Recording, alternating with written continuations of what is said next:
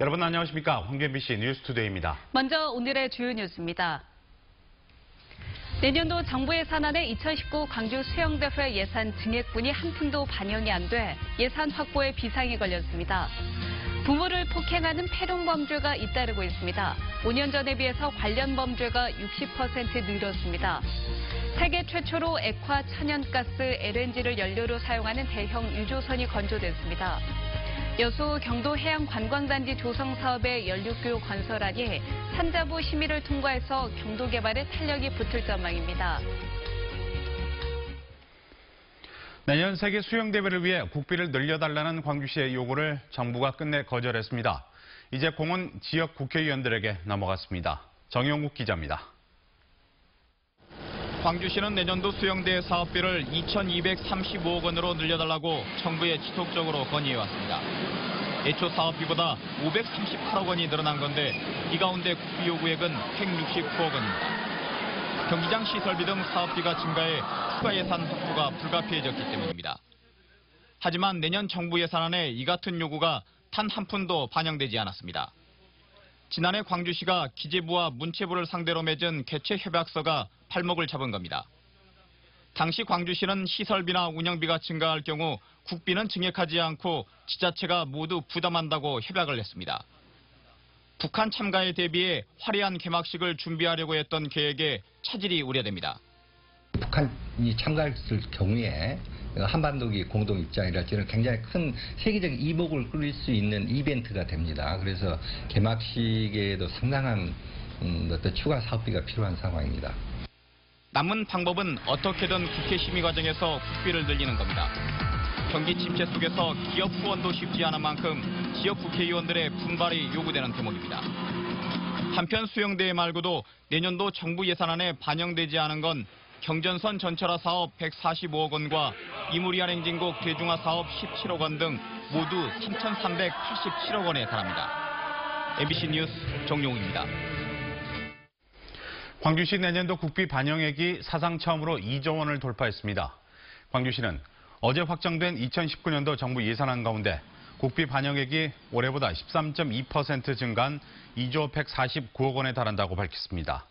전라남도는 6조 1,041억 원이 내년도 정부 예산안에 반영돼 엑스포가 개최된 지난 2012년 이후 7년 만에 6조를 넘어섰습니다. 그제 광주 도심 곳곳에 폭우가 쏟아졌지만 백운광장 일대는 특히 심했습니다. 배수관로 처리 용량이 한계에 부딪혀 고가도로 일부가 물에 잠길 정도였는데 이렇게 잦아지고 있는 폭우가 지자체 배수 행정에도 고민을 안겨주고 있습니다. 송정근 기자입니다. 고가도로까지 잠겨버릴 정도의 집중호우. 광주 남구 백운동과 구월동 일대 주민들은 때 아닌 폭우에 고생을 해야 했습니다.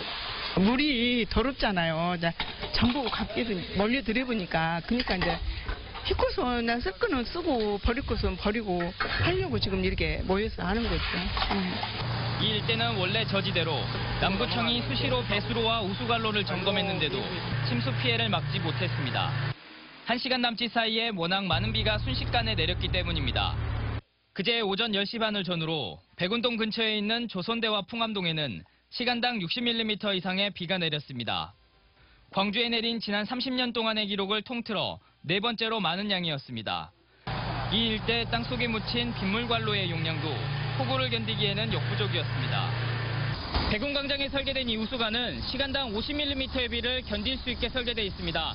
하지만 어제 광주에 60mm 이상의 강한 비가 내리면서 제 기능을 하지 못했습니다. 문제는 이런 예기치 않은 집중호우가 기후변화와 이상기후 때문에 빈발할 가능성이 크다는 겁니다.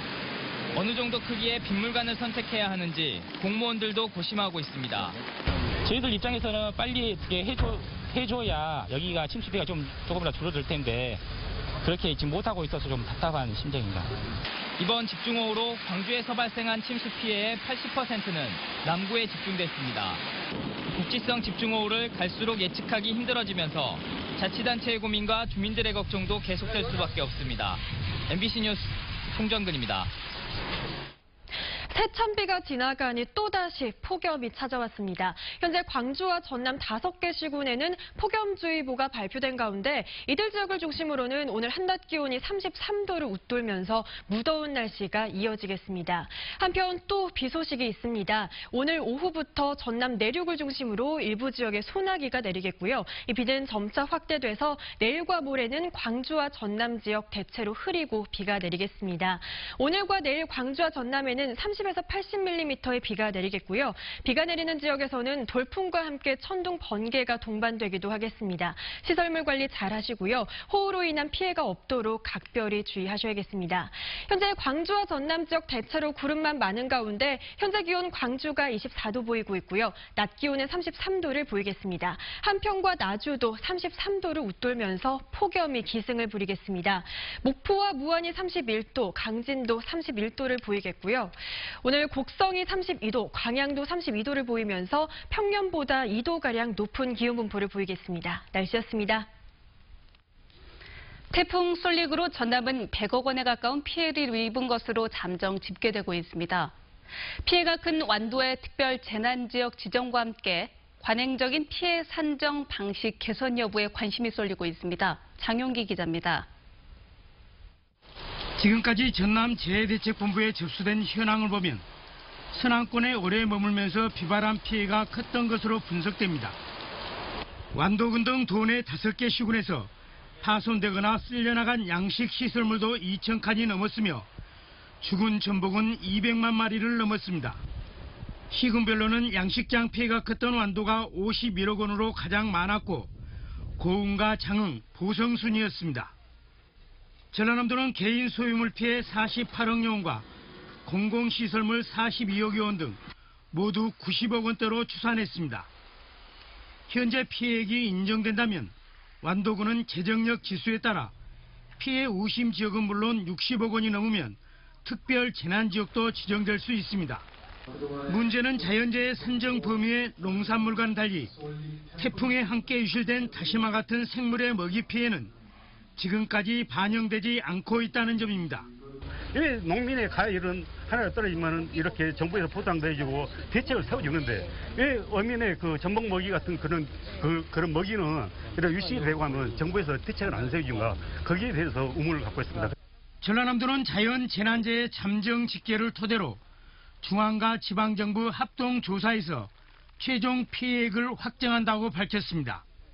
따라서 지방의 목소리를 크게 듣겠다고 강조한 문재인 정부에서 중앙을 설득하고 현장의 문제를 정책에 반영하는 전라남도와 지방 정치권의 대응이 주목되고 있습니다. MBC 뉴스 장용기입니다. 부모를 폭행하는 패륜범죄가 잇따르고 있습니다. 아들이 어머니를 흉기로 찌르는가 하면 아들이 휘두른 둔기에 맞은 아버지도 있었습니다. 이어 이런 류의 사건이 해마다 늘고 있습니다. 남궁욱 기자입니다. 그제 저녁 6시쯤 이 아파트에서 어머니와 대학생 아들 20살 박 씨 사이에 큰 말다툼이 벌어졌습니다.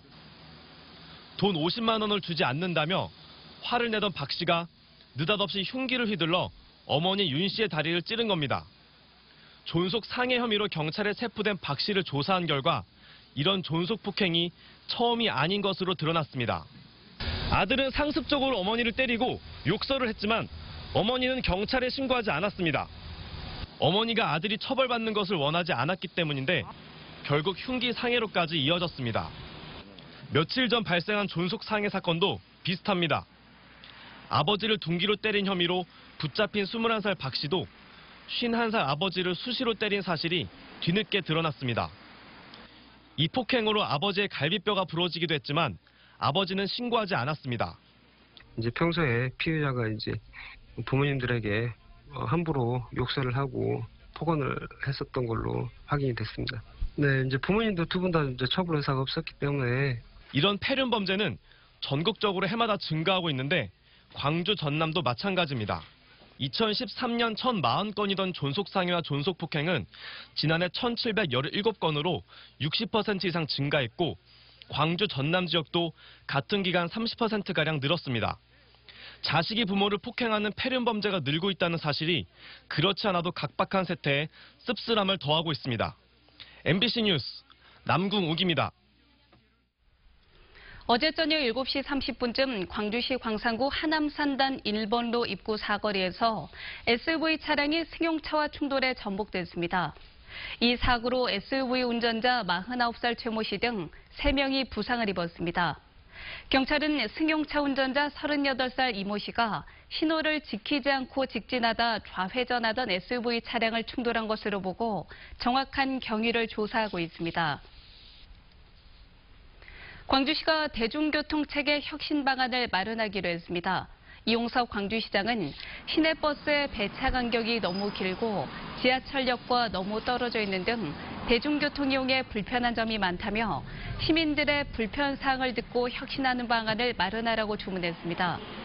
또 신도심 개발 등 외연 확장으로 광주 시가지 면적이 2.5배 이상 확대됐는데 대중교통 공급은 충분하지 못하다며 이같이 지시했습니다.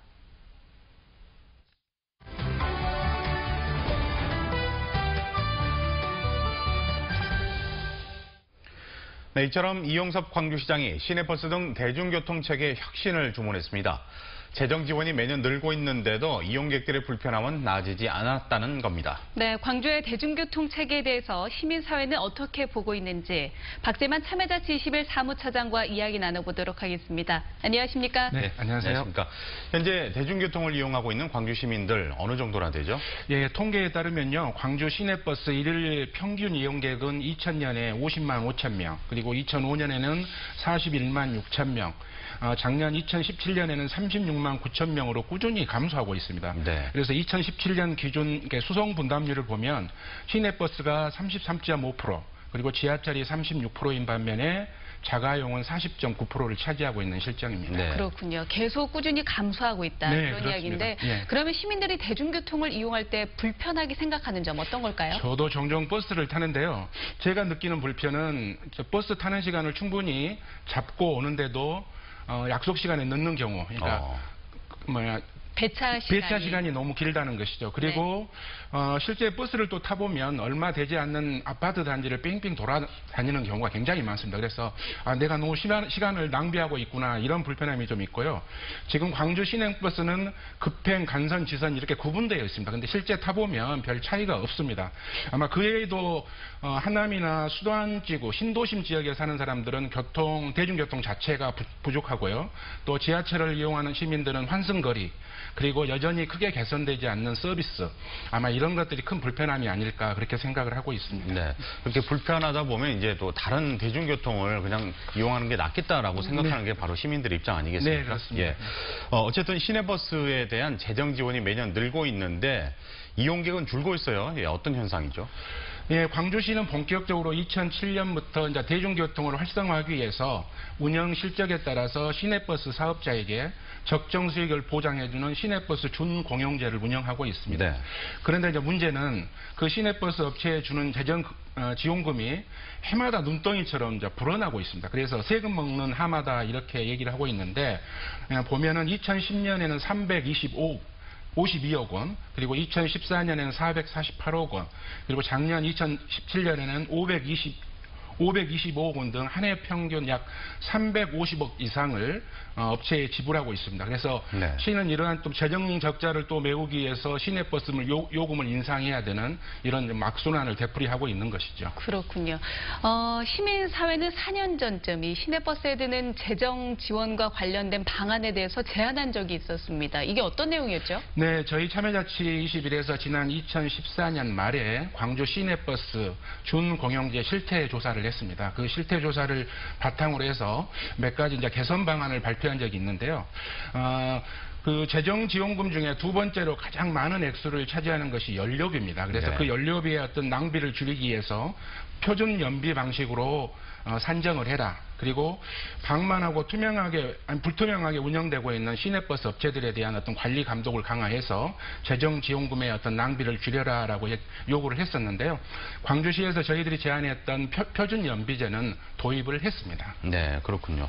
나머지도 이제 좀 도입돼서 개선이 됐으면 좋겠는데, 아까 조금 전에 잠깐 언급을 해주셨지만 시민들의 입장에서 대중교통을 좀 더 편리하게 이용하기 위해서는 어떤 점이 개선이 돼야 될까요? 그렇죠. 시민들이 원하는 요구하는 것은 뭐 값싸고 편하고 안전하고 네. 쾌적한 대중교통수단을 자유롭게 이용하는 건데 현실은 이제 그렇지 못하다는 거죠. 그래서 표를 먹고 사는 정치인들에게는 대중교통 문제만 해결되면 재선은 보장된다 이런 얘기가 있다고 그래요. 네. 그러면 그 말은 이제 그만큼 대중교통 해결 문제가 어렵기도 하지만 시민들이 정말 피부로 어떤 그 방안을 요구하는 것인데 그렇지 않고 있거든요. 그래서 부디 민선 7기에는 정말 혁신적인 대중교통 체계가 마련돼서 시민들이 좀 불편함들이 많이 해소됐으면 좋겠습니다. 네, 이번에 이용섭 시장이 밝힌 대로 대중교통 체계에 대한 혁신이 진짜 네. 말 그대로 이루어졌으면 좋겠네요. 네. 네, 오늘 말씀 잘 들었습니다. 네, 감사합니다. 감사합니다.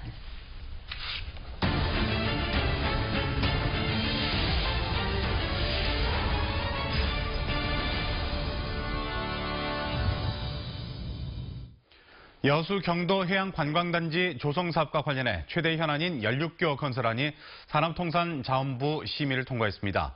1조 5천억 원이 투자되는 경도 개발에도 탄력이 붙을 전망입니다. 박민주 기자입니다. 여수 경도 해양관광단지 개발 사업에 대한 변경안이 산자부 경제자유구역위원회 심의를 통과했습니다. 경도 개발의 현안 가운데 하나인 1,100억 원 규모의 연륙교 건립이 포함됐습니다. 연륙교 4개항 가운데 여수 신월동과 야도, 대경도를 잇는 안이 확정됐습니다. 여수와 대경도 사이 섬을 거쳐 건립돼 경제성이 가장 높은 것으로 판단됐습니다. 사업비는 국비 40%, 지방비 40%, 미래에셋이 20%를 분담해 오는 2021년 착공할 계획입니다. 기 도시경 노선이 결정돼 있어서 민원이라든가 여러 가지 경제성, 여러 가지 부분에서 가장 장점이 있었기 때문에 경도 개발 사업자인 미래에셋 컨소시엄은 오는 2024년까지 1조 5천억 원을 경도에 투자해 6성급 호텔과 대관람차, 인공해변 마리나를 갖춘 해양관광단지를 조성할 계획입니다. 경도 개발이 계획대로 추진된다면 전남 동부권의 새로운 관광 인프라 견인 효과가 클 것으로 전망되고 있습니다. 미래에셋 컨소시엄이 1조 5천억을 투자를 해서 인공해변, 마리나 등 시설물이 유치하게 됩니다. 두 차례 심의 유보 끝에 통과된 경도 개발 변경안. 연륙교 건립에 대한 기재부 타당성 조사 절차가 남아있지만 1차 관문 통과로 경도 해양관광단지 개발은 가속도가 붙게 됐습니다. MBC 뉴스 박민주입니다. 세계 최초로 액화 천연가스, 이른바 LNG를 연료로 사용하는 대형 유조선이 건조됐습니다. 조선업의 오랜 불황 속에 담비 같은 신기술 개발이 현대사모중공업에서 이루어졌습니다. 문현철 기자가 취재했습니다. 축구장 2개 크기의 초대형 선박이 마무리 공정에 한창입니다. 지난 6월 말에 진수한 이 선박은 액화 천연 가스인 LNG를 추진 연료로 사용하는 친환경 유조소입니다. 중소형 선박에 적용됐던 LNG 연료 추진 방식을 대형 선박에 적용해 건조하는 것은 이번이 세계 처음입니다.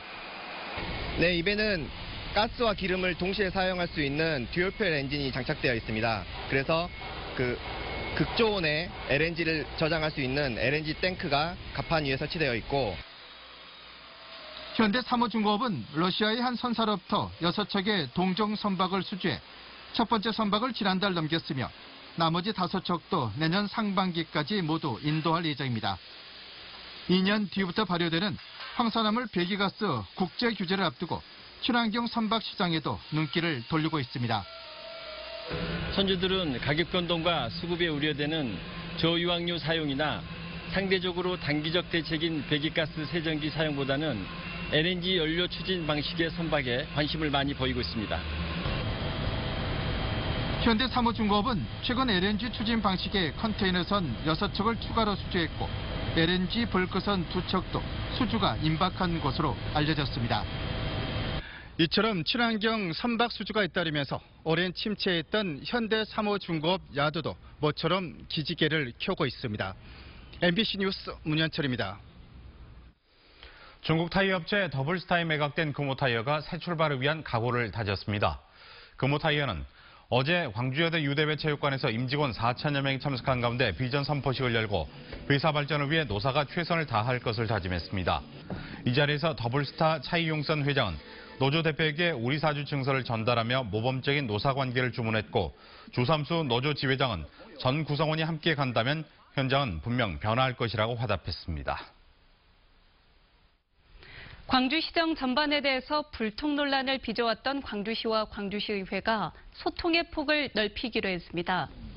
이용석 광주시장은 광주시의회와 간담회를 갖고 그동안 시의회와의 소통이 기대에 미치지 못해왔다며 공론화로 갈등 중인 도시철도 2호선과 현대자동차 투자유치 협상 추진 상황 등 주요 현안에 대해서 설명하고 대화를 나눴습니다.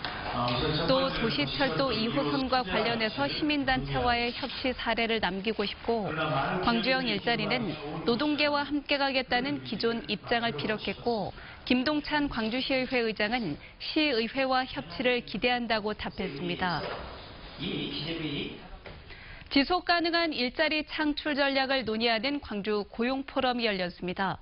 광주시 지속가능발전협의회와 광주상공회소 등이 마련한 이번 포럼에서 참가자들은 민선 7기 광주시 일자리 정책과 방향을 점검하고 일자리 창출을 위한 미래성장 동력을 모색했습니다. 이 자리에서 광주시는 맞춤형 일자리 시책을 발굴하는 한편 산업과 고용연계 강화, 노동시장 격차 해소 등을 통해서 일자리 질을 향상시켜 나가겠다고 밝혔습니다. 5.18 진상규명을 위한 특별법 시행이 다음 달로 다가온 가운데 5.18 민주화운동 기록관과 광주전남 기자협회가 마지막 5.18 진상규명의 필요성에 대해서 논의하는 포럼을 열었습니다. 5.18 민주화운동 기록관에서 열린 제9회 광주장신 포럼에서는 5.18 진상조사를 이번에 끝내야 한다는 주장과 마지막 진상규명이 경계 없이 이루어져야 한다는 주장, 그리고 조사위에게 광주의 아픔을 치유해줄 책무가 있다는 주장 등이 나왔습니다. 사자 명예훼손 혐의로 기소된 전두환 씨가 형사재판에 불출한 어제 법원이 전 씨에게 소환장을 재차 보냈습니다. 광주지법은 어제 낮 열린 첫 공판이 끝난 뒤 전 씨의 주소지로 재판에 출석할 것을 요구하는 소환장을 보냈다고 밝혔습니다. 광주지법 김호석 판사는 재판에서 전 씨가 나오지 않아 신원을 확인하는 인정신문과 공소 사실 확인 등의 절차를 진행하지 못했다며 재판을 오는 10월 1일로 연기하고 전 씨에게는 소환장을 다시 보냈습니다. 건설사와 부적절하게 업무를 확약한 광주 도시철도 역장에 대해서 중징계가 내려졌습니다. 광주시 감사위원회는 지난해 도시철도공사 금남로 4가역 역장이 권한도 없이 공사를 대표해 건설사와 업무 협약을 체결한 부분이 분양 광고에 활용돼 피해가 우려되는데도 적절한 조치를 하지 않았다며 중징계 처분을 내렸습니다. 또 도시철도공사 사장에게는 기관장 경고 처분을 의결했습니다. 광주시가 올해 하반기 전기자동차 200대를 추가 보급하고 전기 화물자동차에 대한 수요가 있으면 함께 보급하기로 했습니다. 보급 대상 차종은 현대 아이오닉과 기아자동차 소울 등 11개 회사 22종으로 한 대당 보조금은 국비 450만 원에서 1,200만 원, 시비 250만 원에서 700만 원으로 모두 700만 원에서 1,900만 원이 지원됩니다. 신청은 광주 시민과 광주 지역 안에 사업장이 있는 기업과 단체면 누구나 가능하며 오는 10월 초 모집 공고를 통해 선정합니다.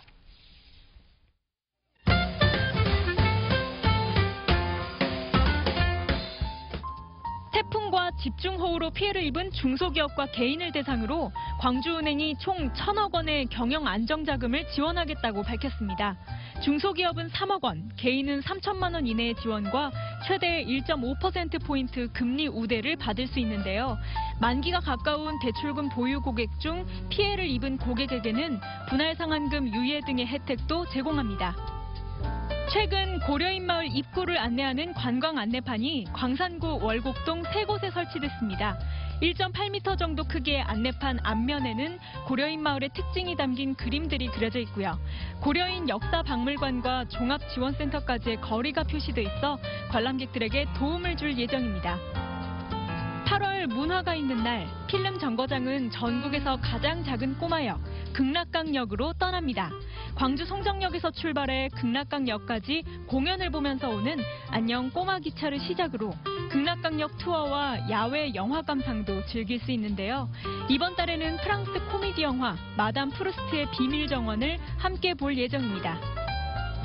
청년들이 만들어가는 한복 문화축제 광주 한복데이 한판이 9월 16일 금남로공원 일대에서 열립니다.